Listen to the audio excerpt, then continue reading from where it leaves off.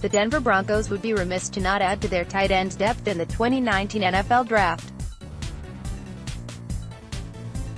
After all, the team's top three players on the depth chart, Jeff Heuerman, Jake Butt and Troy Fumagalli, missed a combined 34 games last season. Heuerman's been resigned, while Butt and Fumagalli are working back from their respective injuries. The Broncos like their Tay trio, but they'll hedge their bet by adding at least one more via the draft. One candidate is Ole Miss Tay Dawson Knox. Checking in at 6'4", 254 pounds, Knox is an impressive specimen at the position. Ole Miss just held its pro day, and the Broncos were in attendance, as well they should be. The Rebels are an SEC school teeming with talent, which includes QB prospect Jordan Ta'amu. But according to Tony Pauline, a trusted draft analyst with deep roots in the business, the Broncos were more focused on Knox. Remember, Pauline was one of the first to report on Denver's interest in trading for Joe Flacco back in January. The Jacksonville Jaguars and Denver Broncos spent time with Knox and are very interested in him. The Dallas Cowboys are another team throwing a lot of love in Knox's direction. Knox has the tools and measurables, but he's very much a diamond in the rough. He could use some polishing at the next level.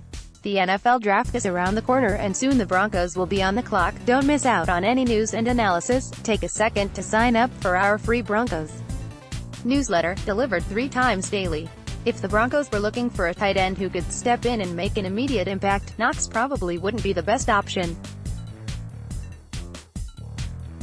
However, with some depth at the position, albeit questionable health-wise, Denver could probably afford to take their time with Knox and coach him up.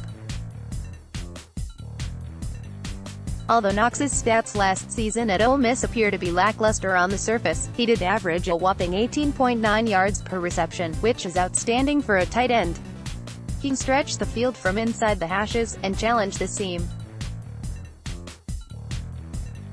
As a former high school QB, Knox might have a more developed sense of coverages and how to find the soft spot in the zone.